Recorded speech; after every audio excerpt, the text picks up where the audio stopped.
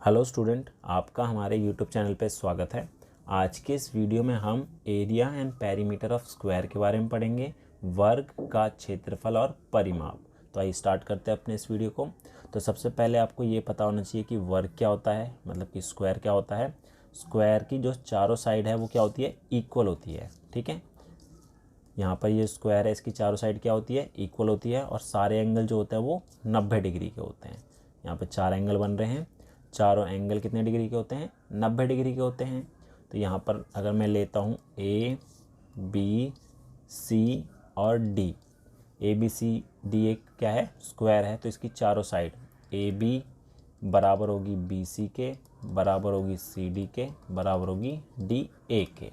ठीक है, इसी तरीके से हमारे पास जो इसका एरिया होता है, क्षेत्रफल जो होता है वो होता है साइड इनटू साइड। हिंदी में क्या बोलेंगे, भुजा गुना भुजा, ये इसका क्षेत्रफल होता है। ठीक है, और इसका जो पेरीमीटर है, परिमाप, वो होता है 4 इंटू साइड, मतलब कि 4 गुना भुजा होता है। ठीक है, क्योंकि इस सारी साइड क्या होती है, इक्वल होती है। अब हमारे पास यहाँ पर इसके जो डायगोनल है, कितने डायगोनल होते हैं इसके, 2 डायगोनल होंगे, एक तो ए सी और दूसरा बी डी। अब ये जो दोनों डायगोनल है वो भी क्या होते हैं, इक्वल होते हैं। इसके जो डायगोनल है, डायगोनल जो है ए सी बराबर होगा बी डी के, जिसको हम हिंदी में बोलते हैं विकर्ण। क्या बोलते हैं इसे, विकर्ण बोलते हैं। ठीक है, तो इसके विकर्ण भी बराबर होते हैं। अब अगर हमारे पास इसकी मैं भुजा ले लूँ कि ये स्क्वायर है, इसकी जो साइड है वो ए है, ए सेंटीमीटर है, तो सारी साइड ए हो गई। तो इसका मेरे को डायगोनल निकालना होगा, तो इसका जो डायगोनल होगा, डायगोनल जो होगा वो हमारा होगा √2 इंटू साइड।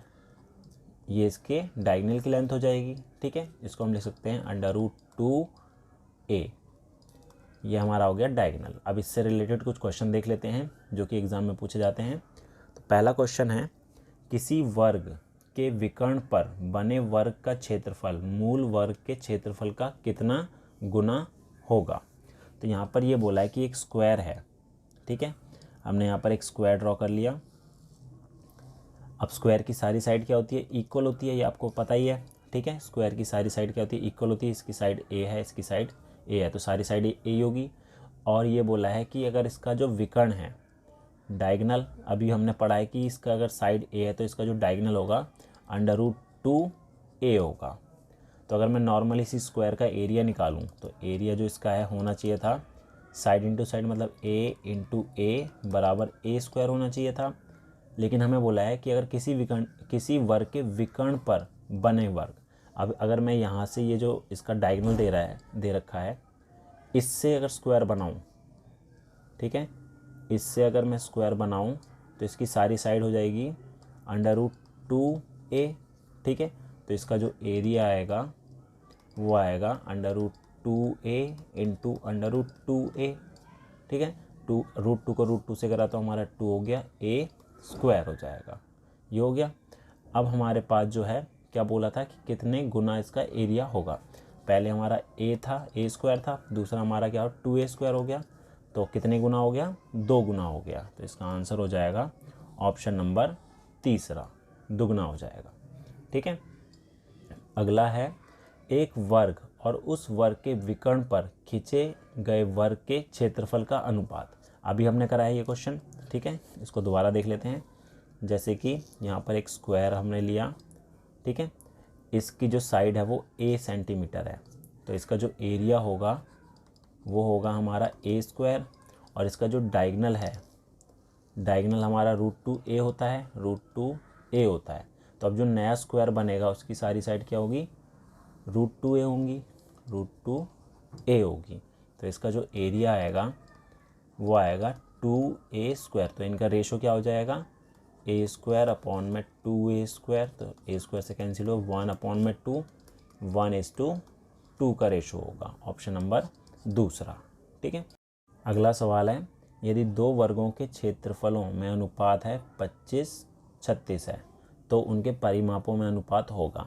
तो तो देखिए जो दो वर्गों का क्षेत्रफल का अनुपात दे रखा है, माना कि पहला वर्ग जो है उसका क्षेत्रफल हमारा है ए स्क्वायर और दूसरे का हमारा है बी स्क्वायर। ये हमें दे रखा है 25/36। तो यहाँ से अगर मैं भुजा निकालूं तो ए तो मेरी आ जाएगी 5 और बी आ जाएगी 6, ठीक है, स्क्वायर रूट करने पर। तो हमारे पास इसका पेरीमीटर क्या हो जाएगा, पहले वाले का 4 इंटू साइड मतलब कि 4a, तो हमारे पास आ गया 4 इंटू 5 20 आ गया। दूसरा है 4b, 4 इंटू 6 इक्वल टू आ गया 24। तो इसका रेशो क्या हो जाएगा, 20/24 कैंसिल किया तो ये कितना हो गया, ये हो गया हमारा 5, ये हो गया 6, तो 5:6 आ जाएगा इसका पेरीमीटर का रेशो, परिमाप का अनुपात। ऑप्शन नंबर तीसरा। अगला क्वेश्चन देखते हैं। अगला है, यदि किसी वर्ग के विकर्ण को दुगना कर दिया जाए और इसे एक नया वर्ग बनाया जाए तो नए वर्ग का क्षेत्रफल होगा। तो इसको भी देख लेते हैं। तो यहाँ पर एक हम वर्ग ले लेते हैं अपनी मर्जी से, जिसकी भुजा हमने ले ली a, ठीक है, आप कुछ भी ले सकते हैं। तो इसका जो क्षेत्रफल होगा, एरिया होगा, वो होगा हमारा ए स्क्वायर। अब उसने बोला है कि अगर सबसे पहले इसका बोला है विकर्ण को दुगना कर दिया जाए, पहले हम इसका विकर्ण निकाल लेते हैं डायगोनल। तो इसका जो विकर्ण होगा वो होता है √2a। यहाँ पर इसका जो विकर्ण है, विकर्ण जिसको हम बोलते हैं डायगोनल, डायगोनल है वो √2a है। अब अगर इसको मैं डबल कर दूं, ठीक है, अगर हम इसका दुगना कर दें तो हमारे पास आएगा 2√2a हो जाएगा।